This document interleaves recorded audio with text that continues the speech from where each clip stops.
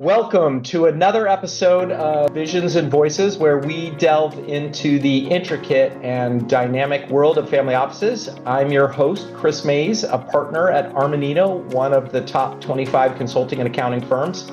Here at Armanino, I have the privilege of leading our family office industry, helping ultra high net worth individuals and families navigate the complexities of wealth management, tax planning, and legacy preservation.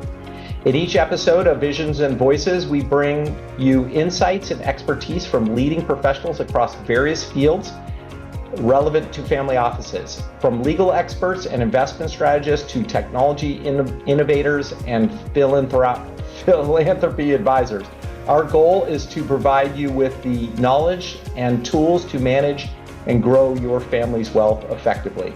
Today, we have a special guest, Jeffrey Verdon from the law firm Falcon, Rappaport & Berkman, who is a leading estate planning and risk management attorney and internationally recognized legal expert providing solutions for ultra high net worth individuals' estate planning needs. He's been quoted in articles from Kiplinger's, The Wall Street Journal, the New York Times, and numerous other prestigious publications. He's also written a number of thought-provoking pieces, including Protecting Your Home from Lawsuits with a Dynastic Trust, Intellectual Property, a Big Asset You Didn't Know Your Business Had, Got Cash on Hand, How to Protect It from Lawsuits. So sit back, relax, and join us as we explore the latest trends, strategies, and innovations shaping the future of family offices. Thank you for tuning in to Visions and Voices. Let's get started. Jeff, how are you? I'm wonderful. Thank you very much. And I'm very honored to be here today and have a chance to chat with you about this very important topic. Great. So how did you get started and become a specialist in asset protection for ultra high net worth individuals? Well, that's a very interesting question. I didn't go to law school to become an asset protection lawyer. In fact, I didn't even know what that was. I don't think there were any when I graduated from law school. But after law school, I went and became a tax lawyer, getting my LLM in tax, began to practice in the Southern California area, doing traditional estate planning. And about 5 or 6 years into my practice, I got hired by some doctors in Newport Beach who were looking to retire in 5 years. These were OBGYNs. They had done very well for themselves, and they were looking to hang up their stethoscopes and ride into the sunset. The problem was, Chris, their office manager could not get them tail insurance, malpractice tail insurance, that would last more than 5 years post-retirement.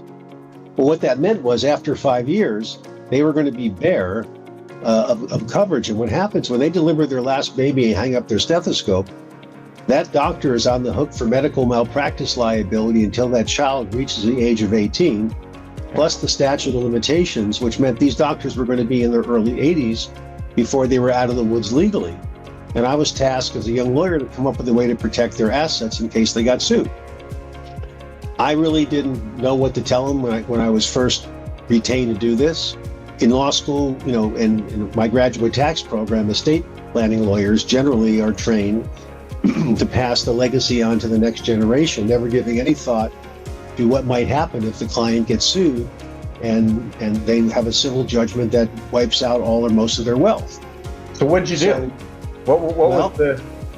Fortunately, I had gone to school with some pretty smart guys back in Boston University where I got my LLM, and I got on the phone and I called my little ecosystem of tax lawyers wanting to know what they were doing for their rich clients. And I read some articles and did a little research, but there really wasn't a lot planning for this back in the day. We used to use something, and we still do, called a family limited partnership. And a family limited partnership has certain characteristics that we use as estate planners to freeze the estate, to allow the generation to control the wealth. But what's interesting about a family partnership, or any limited partnership, when a judgment creditor gets a judgment against someone holding a partnership interest, a limited partnership interest, the sole remedy for execution on that judgment is what's called a charging order. Charging order is a hybrid between a writ of attachment and a writ of execution, which is normally what lawyers will get when they execute against somebody's assets. Charging order is intended to balance the equities of the non-affected partner. So let's say you and I are in a limited partnership together, and I get sued, and we have an interest in the business. It isn't fair for my creditors to come into the partnership and interfere with the business and take partnership assets. So the creditor is required to wait at the doorstep of the limited partner until there's a distribution by the general partner, and at that time the creditor gets the distribution. Well, if the general partner isn't making distributions, that creditor may wait there a long, long time.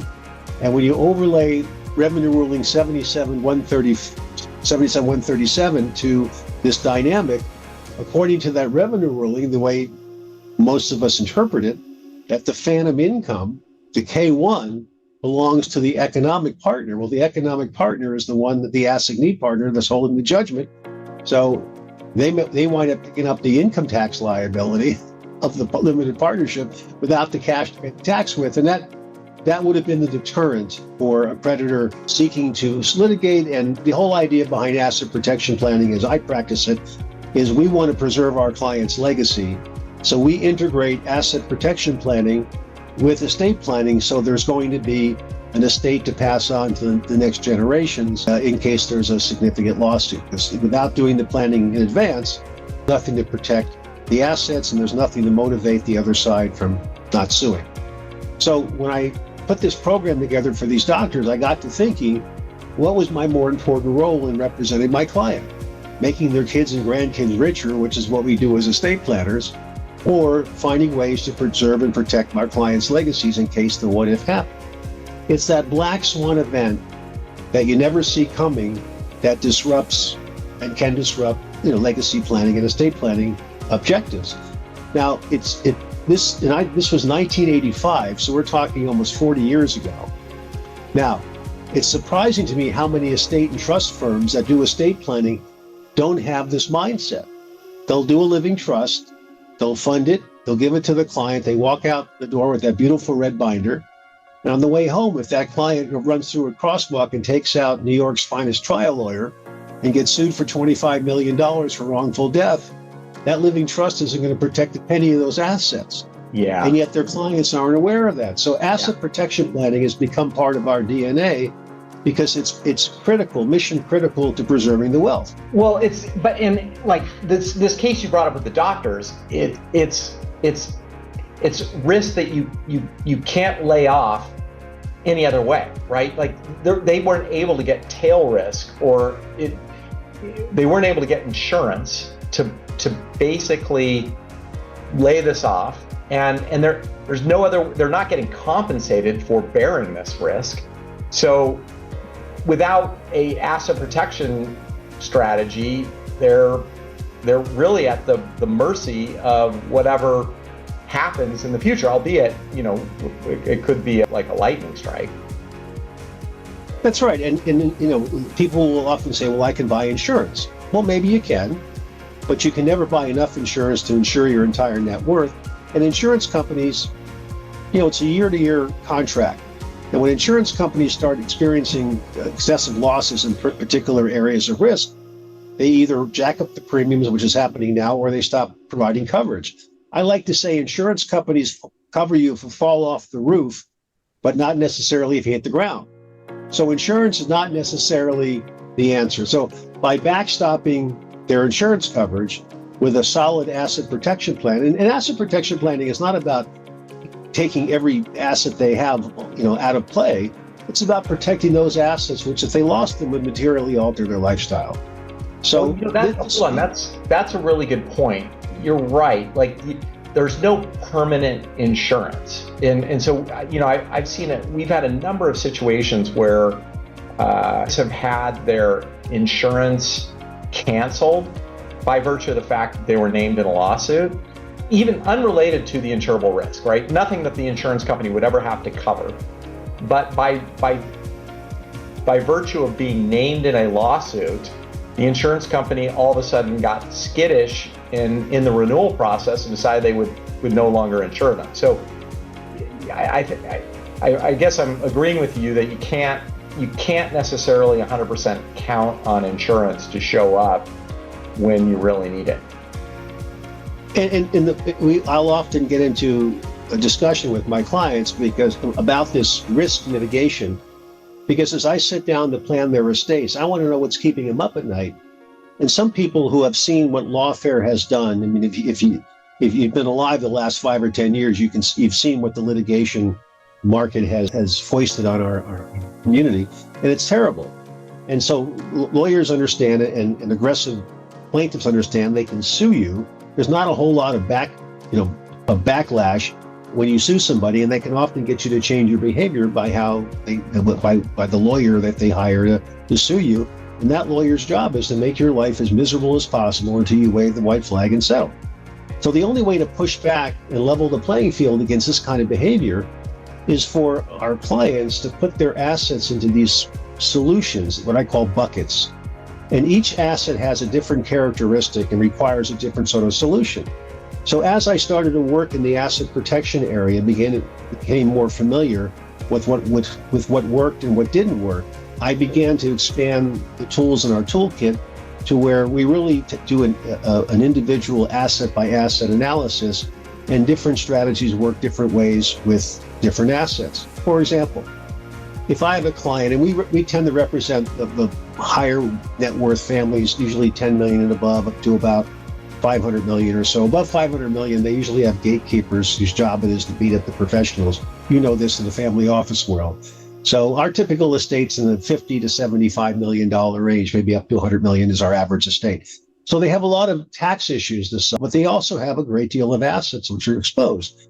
And wealthy people oftentimes have, umbrella policies, carrying a $5 or $10 million umbrella policy. But if you're worth $50 million, how much is $10 million going to solve the problem? But I often ask them when they come into my office and we're having a discussion about whether they are concerned about lawsuits, I ask them what their driving record is, and they'll often tell me it's spotless. I said, then why every year when the insurance premium comes in from Allstate or whoever insures your car, do you send them a check? They think about it for a moment. I say it's because you don't plan to get into an accident, but in case you get into an accident. So asset protection planning, and I tell my clients, I hope this is the biggest waste of money you've ever encountered, but God forbid, something happens. Without this in place, there's no way to protect yourself. And the last thing you want to do is come home and tell your husband or your wife, hey, honey, I've just been named in a lawsuit for $50 million. We may lose the house. We may lose the business. They may take our bank accounts away from us. That's not a conversation that you want to have with your loved ones. And believe me, I have seen that happen, and lawsuits will wreak havoc on society. And it's a very unpleasant experience. So how do you avoid it?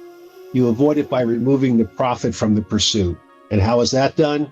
It's by having assets held in special structures that have certain properties and legal remedies that make it exceedingly difficult for a plaintiff's lawyer to reach. And now in the OBGYN's case, you were able to dovetail that with their estate planning.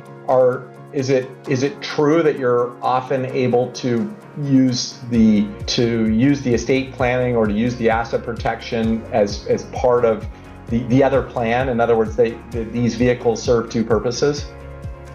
Indeed. When I sit down to plan an estate, we're looking to mitigate death taxes. We're looking to mitigate income taxes, for example, preserving the income tax-free step-up in basis for families that have a lot of real estate. So, and some of these tools also have some very good asset protection qualities. And I've never been a single-purpose asset protection planner. I always want to have a business purpose. So if they get under the hot lights and rubber hoses of a deposition or a court, a court cross-examination, I'd like the client to be able to give a solid business reason as to why they're doing their planning, other than asset protection. Right. Okay. Yeah. So right. There's an alternative, legitimate social purpose for you to have done this planning versus just trying to avoid the ramifications of this lawsuit. And many of our clients are business owners, and we can't ignore the balance sheets of those businesses. Far too often, and I'm sure you see this in your world, the company balance sheet has tons of retained earnings, marketable securities, possibly rolling stock, machinery or equipment, IP. I wrote an article about businesses that own IP on their balance sheet. So if that secretary runs out to get the boss a sandwich and again, plows through that crosswalk and takes out New York's finest trial lawyer, that business is going to get sued. And if they have all these rich assets on their balance sheet, they're toast. So what do? We want to drain the company of its retained earnings just enough to maintain its operations. We can do a sale leaseback of equipment so that the business becomes a lessee and a family entity like a limited partnership owns the equipment.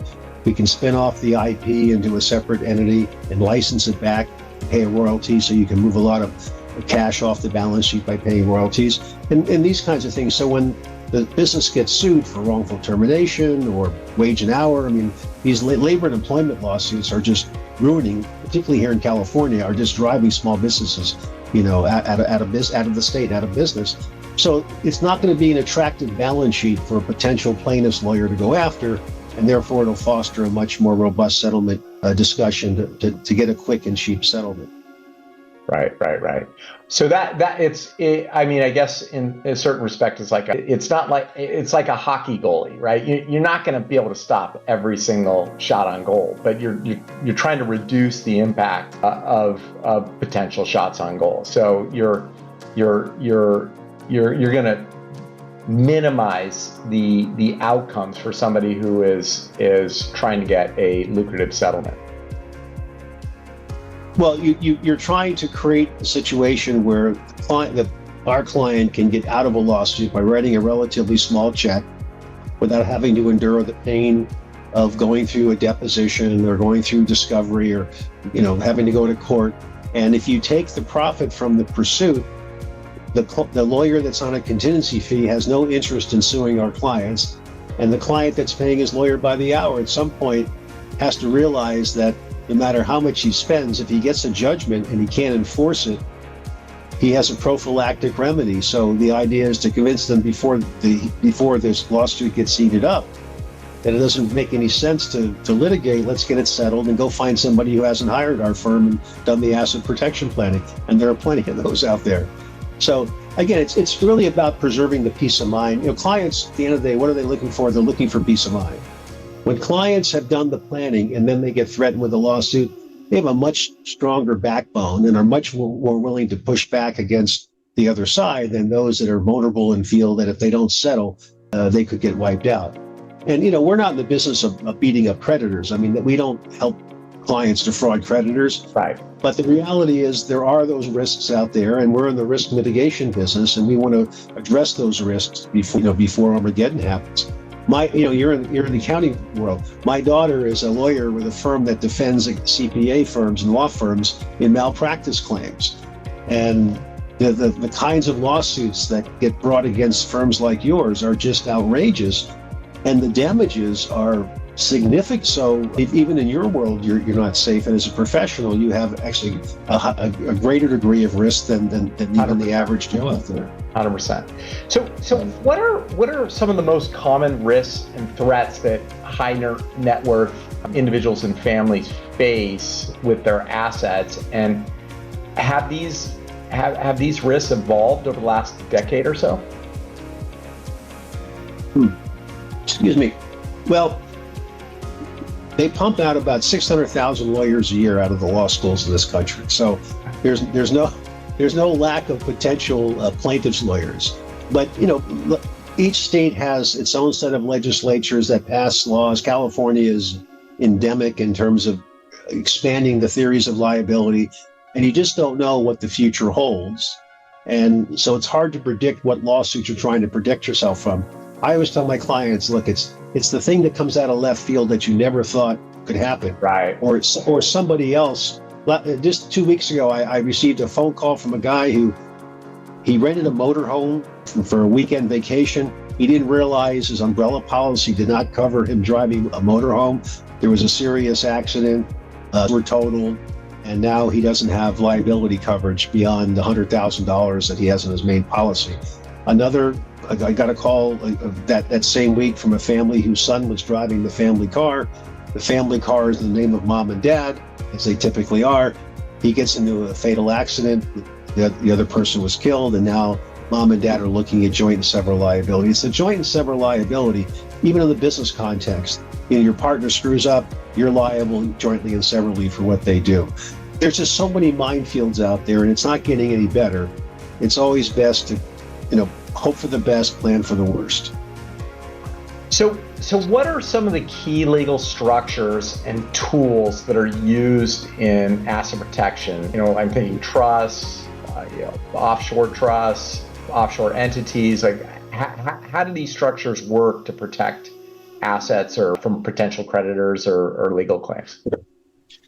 If clients are willing to take all they have and drop them into a third-party irrevocable trust for their kids and grandkids, asset protection planning would be very easy, because every state in the country recognizes a third-party irrevocable trust where the creator, the settlors of the trust are not beneficiaries. Those are called self-settled trusts. But that's not realistic or practical. So what we tend to do is divide the balance sheet into consumable assets, those assets which the client wants to retain and consume, and those assets which he wants to pass on to do generation skipping planning. The assets that go into these irrevocable trusts to skip generations, to save estate taxes, those are set up for the kids and grandkids, utilize their large $13.6 million per spouse exemption, get those off the balance sheet. Then if there's a lawsuit against the donor, it's not a fraudulent conveyance, or even if there's lawsuits against the beneficiaries of the trust, divorces, bankruptcies, civil lawsuits, tax claims, the assets in the trust are protected. But it's the consumable assets the client wants to retain that we have to pay close attention to. So we'll start with the cash. Marketable securities, cash, and now, of course, people are jumping into the crypto market. So Bitcoin and cryptocurrencies are all the rage right now, and people who bought years ago, their balance sheets have exploded. In fact, I'm heading on Wednesday to the Nashville Bitcoin conference to talk to the vast audience that's coming down there about asset protection planning and estate planning, because their balance sheets are just exploding with the value of Bitcoin and crypto. So those assets that the client wants to protect, make sure they're in this bucket that nobody else but the client is ever going to be able to touch. We would use an asset protection trust. Now, what's an asset protection trust? That is a self-settled trust, a trust that's formed by the grantor, formed by the settlors, the client, and also their discretionary beneficiaries. The client has two choices. They can do a domestic asset protection trust. There's now about 30 states that have passed some semblance of self-settled spendthrift trust or asset protection trust laws that you can establish, for example, in Nevada, Alaska, South Dakota. There's about 30 states right now. Or they can go offshore and use a country like in the Cook Islands or Nevis or the Bahamas, where they have very strong laws that protect assets inside of a trust against lawsuits or against its beneficiaries. Now, why would you choose one over the other? Well, in our domestic system, we don't yet know, because the first asset protection trust law was passed in 1997. It's not, in the legal world, that's like brand new. Yeah. We haven't had the length of time and the cases that have told us that these things work, particularly if you reside, for example, in California, and you set up a trust in Nevada for asset protection purposes, and your creditor comes out of New York, what law applies and what rules apply to whether that creditor can reach those assets? Moreover, if you remember back from your 12th grade government class, we have a federalist system, so whatever laws are not retained by the federal government are devolved to the states. Well, there's a whole litany of federal laws which you could violate, like federal bankruptcy law. And federal bankruptcy law gives a bankruptcy trustee up to 10 years to claw back transfers to a self-settled trust or other similar device. And what that means is, if you come to my office and you set up an asset protection trust in Nevada and you fund it with your cash, and you wind up in a bankruptcy within 10 years, either voluntarily or involuntarily, there's a possibility that bankruptcy trustee can sue the trust for fraudulent transfer. And then you got to defend that. So there's just many types of statutes which you can violate where the law of Nevada is trumped by federal law. So you can't give the client a great deal of certainty that if they do a domestic trust, it's going to work for them. Right. Now contrast that with setting up a trust overseas, like in a country like the Cook Islands, which is located in the South Pacific. It's a protector of New Zealand. They have a very robust banking, trust, and legal system down there, and they've been setting up asset protection trusts in the Cook Islands for over 40 years. Their law, which is statutory, says that if a creditor comes to the Cook Islands and they try to penetrate a Cook Islands trust, absent a fraudulent conveyance, that the courts will not allow a creditor to invade a trust to recover recover a judgment against assets in that trust for a beneficiary. Now, there are certain circumstances where that can be invaded. For example, if you make a fraudulent conveyance, you can't commit a tort and then call my office and I'll set up a trust for you and then in the Cook Islands. It doesn't work that way. But assuming you set this up ahead of time and you have no financial issues, and then something happens 5 years later, whatever is in that trust is protected from those lawsuit creditors, even if they come out of the federal courts. No matter what jurisdiction goes after those assets are protected. So the client has absolute comfort that no matter what happens in the world in the future, those assets are protected. And again, it goes back to what do we offer our clients? We're trying to provide our families peace of mind. So cash assets, marketable securities, crypto, Bitcoin, anything that's fungible, even life insurance policies, because because the exemptions are so high, people are buying life insurance policies that have cash value, but they're not putting them in ILITs anymore, irrevocable life insurance trust, because the exemption's so high. Well, all that cash value, unless you live in one of the few states that exempts cash value from creditors, that cash value is susceptible to a creditor account. So we want to put those assets into a bucket like that. Why would somebody choose a domestic asset protection trust over a Nevis or Cook Islands asset protection? There are even those limitations. When you're talking to a U.S. person about going offshore, it's a difficult decision. They have this perception that if you go offshore, your money is going to be stolen from you, and that's happened. You have to use reputable people. You have to use certain notable trust companies, notable banks, a lawyer that knows what they're doing, and when you do that, everything is fine. We haven't had a single incident in the 40 years I've been setting these up where that's happened. But there's still a perception by many people that going offshore just puts them in an uncomfortable situation. I will tell you, those same people who, when they get notice a lawsuit is coming, they'll put their money on Mars if it means it's out of harm's way, but the circumstances are changed where we can't do anything. So there's an education process that we go through, and we have numerous checks and balances built into our strategies, so they can be assured that nothing is going to happen. No one's going to steal their money. Have you ever had a domestic trust breached by either the federal or a state's laws? I haven't had one because we won't do domestic asset protection trusts because I don't want the client coming back to me 5 years later when the trust's been breached, because they wouldn't go offshore, blame me for having. The people that we're doing this for have enough money to matter.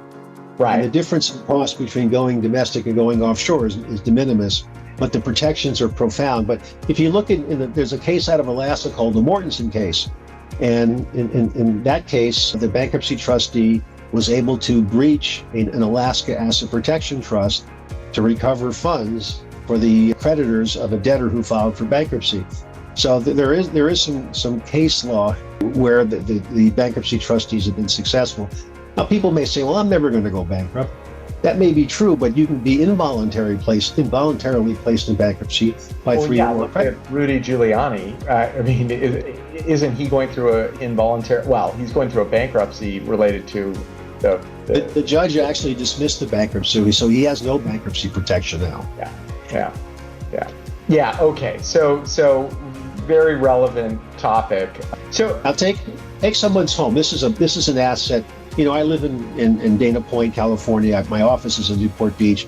There's a lot of wealth in Orange County, and we do this around the country. But whether you're from Florida or Florida has a homestead, so maybe it doesn't apply there. But if you have properties in New York, wherever it may be, San Francisco, millions of dollars of equity in your property, only $699,000 of that equity is protected here in California.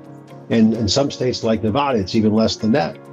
So what we do is we want to take the client's personal residence and their vacation home properties, and we want to convert them from an owner to a tenant. Because when you rent something, you don't own it, it can't be taken from you. So what do? We form a single member LLC, and we drop the house into the LLC, no gain or loss recognized. We take the LLC interest and we put that into an irrevocable trust in the state of Nevada. And we do it either a completed gift for people who want to get the equity and the appreciation out of their estate, Right. or a not completed gift trust. And then we have the client who's the manager of the LLC that he forms. He's not an owner, but he's a manager. He will rent the property from the LLC, at fair market value. And when you do that in an arm's length transaction with a rental agreement, all the I's are dotted, T's are crossed, the person no longer owns the property. And therefore, if they're involved in a lawsuit, their personal judgment creditors have no claim to it because it was given to the trust many years earlier. And now we've taken those millions of dollars of equity value off these properties and got it off their balance sheet. They can rest at home at night knowing that no matter what happens in the world, they're not going to have to come home and tell their family they got to leave the house. So we identify the assets which are important to the clients, and we will build these firewall protections around those assets for them to have the preservation of that wealth. That's an interesting one, and also a segue to the next topic I wanted to talk about is like, how do these asset protection structures dovetail with the estate plan? And I think in that instance, you could use a freeze technique, right? If you've gifted into your heirs the ownership of that asset as a completed gift, it then becomes a very effective estate tax planning tool, right? Your clients, like mine, often have estates that far exceed the generous $13 million exemption. Yeah. So if they're going to do a freeze, they're going to sell those assets to an intentionally defective grantor trust. Right. They're going to get back a very large promissory note. Yeah. Well, that promissory note's an asset which a creditor can glom onto. So we will take that promissory note and we'll put that into their asset protection trust. So they don't own the note any longer. It's owned in the trust. The interest payments are paid to the trust, and that asset is taken off the table. And again, when you sit down with the opposing side before the litigation gets heated up, and you show them what our clients have done years before this ever happened, what lawyer in their right mind is going to want to take on that litigation? Yeah, because it's just going to be too hard to get at those assets, even if it's just domestic, because you've got all these layers of stuff they're going to have to work through the legal system in order to access. Chris, let's role play. You're the plaintiff's lawyer that's threatening to take my client apart, and I show you very transparent what we did. We have an offshore trust, we have irrevocable trust, and so forth, all done before they ever came into our client's life. And I say, Chris, if you sue my client, you're going to go through years of litigation, lots of expense, lots of aggravation. It's going to be unpleasant for my client too, but at the end of the day, my client's going to mail his bills to the trustee, and my client's going to get his bills paid. You're not going to be able to affect his lifestyle because a U.S. court cannot stop a foreign trustee from paying his bills. So my client's going to be able to he's going to be fine. He'll be inconvenienced, but you and your client are going to expend all this money with the chances of not recovering anything. Let's make a deal. And they make deal. Yeah. Okay, that makes a ton of sense. So let's talk a little bit more about the tax implications of some of these structures. Can you give some other examples of how you dovetail the asset protection structures with the estate plan to create both a asset protection benefit and a estate planning benefit? Sure. So with the client's liquid assets, these foreign trusts that we use are what they call IRC Section 679 foreign grantor trusts. These are, for income tax purposes, disregarded. So any items of income deduction, credit, loss are going to get picked up on the client's 1040, even though the assets are owned by the trust. So as far as the IRS is concerned, they don't care. The only thing that the IRS wants to know is that you have a foreign trust. They wouldn't print all the forms that people have to file when they have foreign transactions. If going offshore were illegal, you just have to tell them about it. Yeah. So the IRS is fully aware these are all fully tax compliant trusts, and there's no income tax benefit associated with that. The HELP trust structure, the home equity protection structure, again, grantor trust, disregarded entities, all flows down. There's no rental income that is incurred by the LLC for paying the rent, and there's no interest expense for any of the mortgage payments that are made if there's mortgage payments on the property. So that's a tax neutral structure. If we're doing dynastic planning, we want to utilize the client's $13.6 million exemption. We'll form an irrevocable trust in the state. California, where I'm licensed to practice, has terrible trust law. So even though we're not doing asset protection planning per se for the client, in Nevada, for example, we can set a trust up that's going to last 365 years. Right. And so, and right now, cryogenics is a big topic.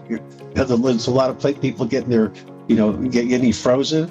And if someday in the future they figure out a way to bring it back, they'll have that Nevada trust sitting there for 365 years. And I tell clients this sort of jokingly, but some people are into that. And the Silicon Valley billionaires they're spending a lot of money, investing a lot of money in how to keep themselves going for many, many years. Well, hope your plaintiff doesn't also freeze themselves.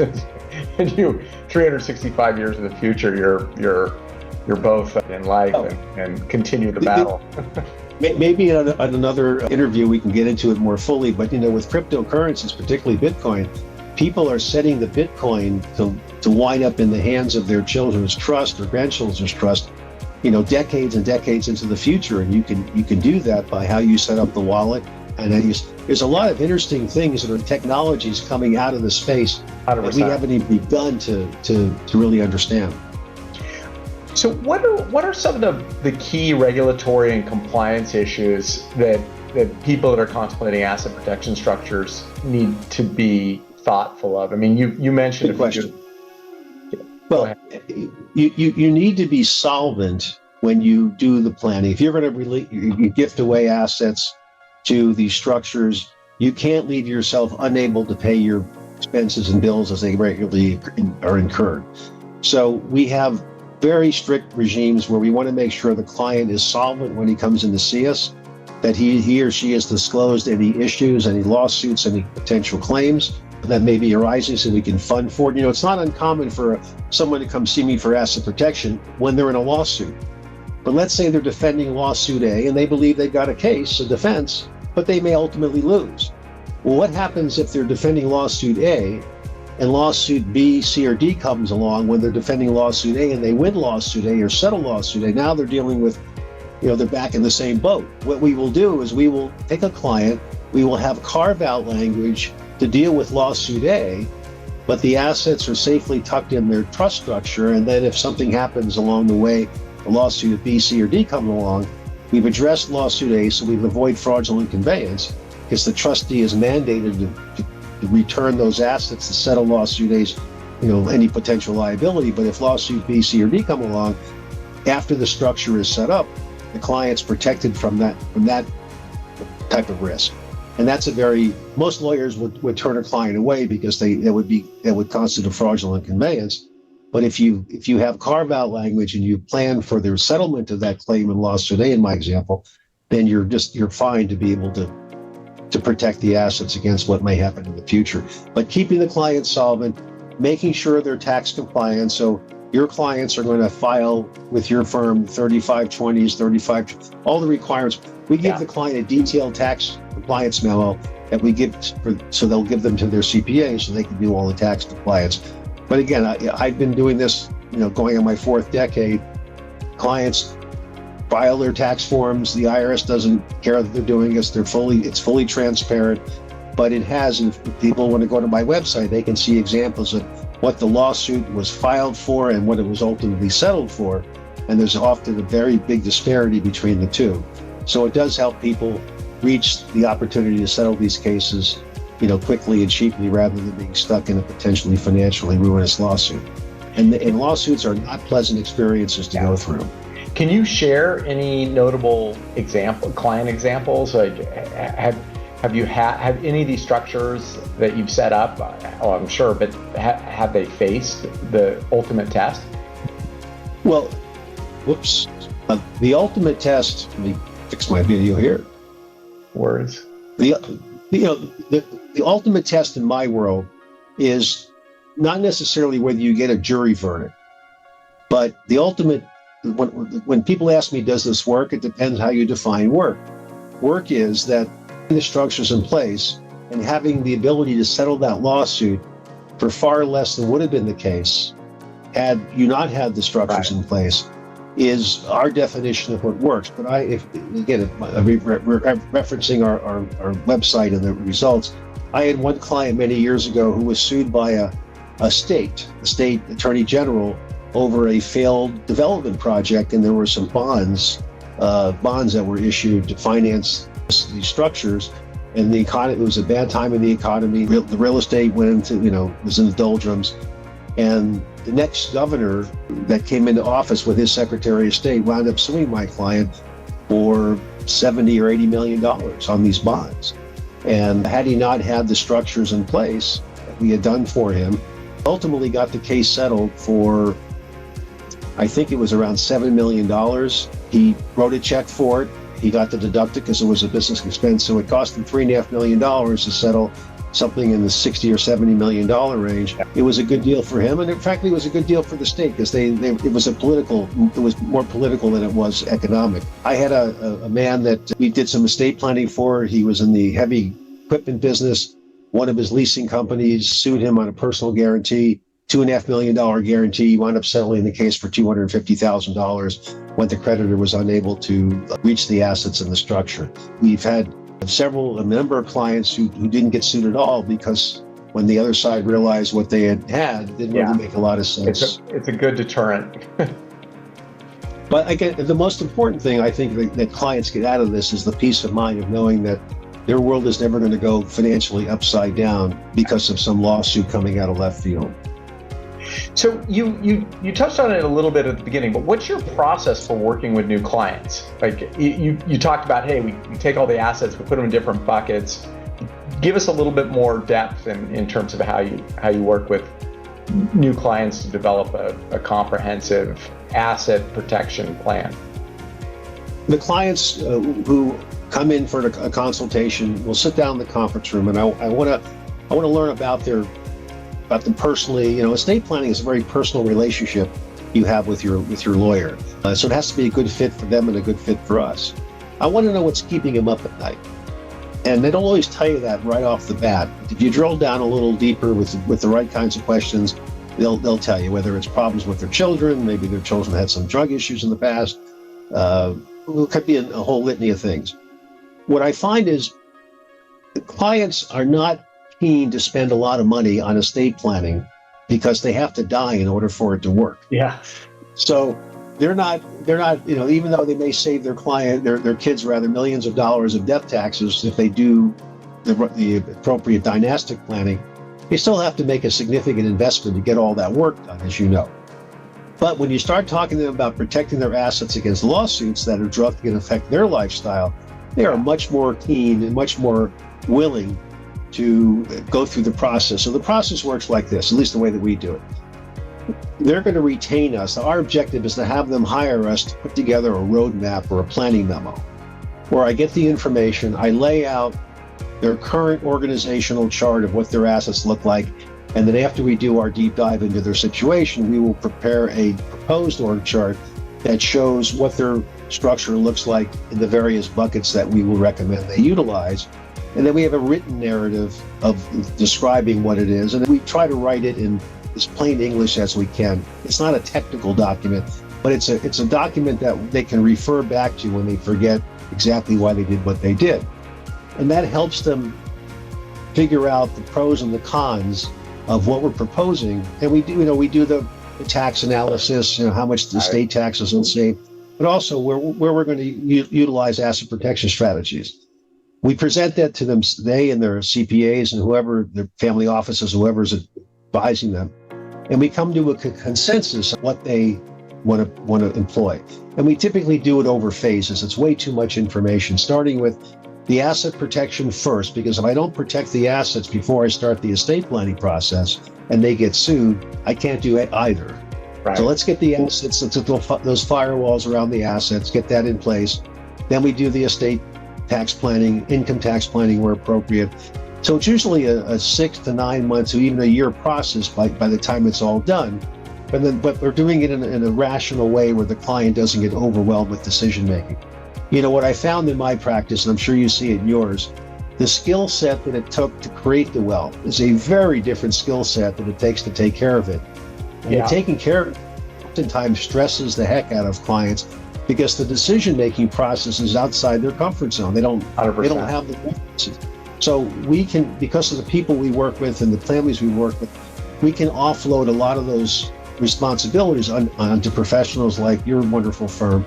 And that alleviates the stress because the clients are now having other people advise them on how to deal with this. And the other important part is when we deliver our work product, it's important that they have either a family office or they have some entity that can help manage, the note payments, the tax compliance, all the 100%. administrative.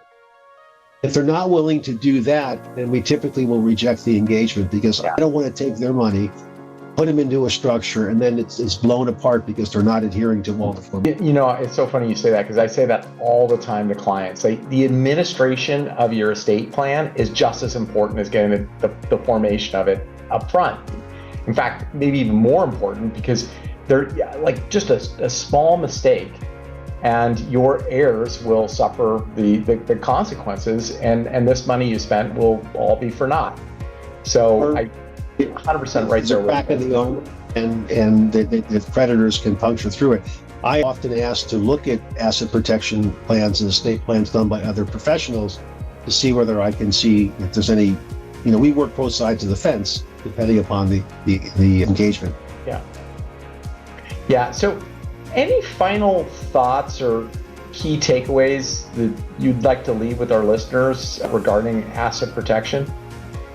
Well, I have to commend you and your firm for taking the initiative to do this because this subject matter, as you pointed out in the opening remarks, very few people are addressing. Even the lawyers that do estate planning rarely counsel their clients in asset protection. So you're really doing a woman's job here, and I really appreciate the opportunity to share some of my ideas. There are some very good asset protection planners out there, and then there are some not so good ones. So it's important that they get with somebody who knows what they're doing. For 30 years, I spoke on cruise ships on estate planning and asset protection, and you'd be surprised how many people who had very large estates use some of the best law firms in the country, names I won't mention, but you know them.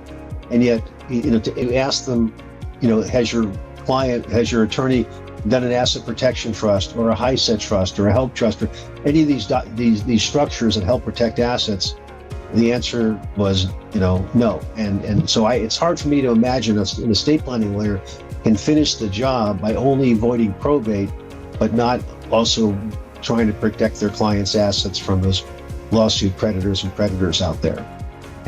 Yeah. No, I guess I've seen you're sharing your experiences and some recent experiences that I've been through with clients. It's made me think this is a much more important area to be focused on and to incorporate, because quite honestly, like, the additional cost and the additional hassle associated with setting up these structures is not prohibitive. It's cheap insurance. It's like putting a house in an LLC. It costs you a couple extra grand per year, but you're going to get that corporate veil.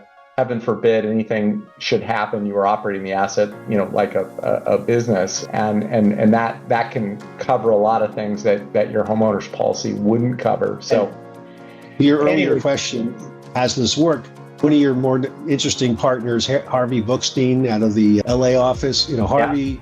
Certainly, Harvey's familiar with our work, and some of his clients have used our services, and they've been able to. A couple that come to mind were able to preserve their wealth and negotiate settlements. So your firm's very familiar with this kind of philosophy. That's a good thing. Well, that's good to hear. Hey, thank you so much for sharing your insights today. One last thing, where can our audience find out more about your work and asset protection strategies?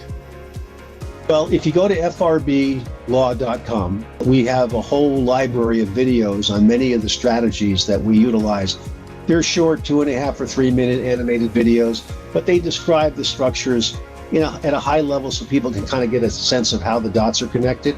And I've written 25 or 26 articles for Kiplinger.com. So there's a lot of information on my website. They can email me at jverdon@frblaw.com, jverdon@frblaw.com, or they can call me or call my office, and happy to visit with them and see if we might be able to get them going in the right direction. Jeff, thank you so much for your time. This was great. My honor. Thank you.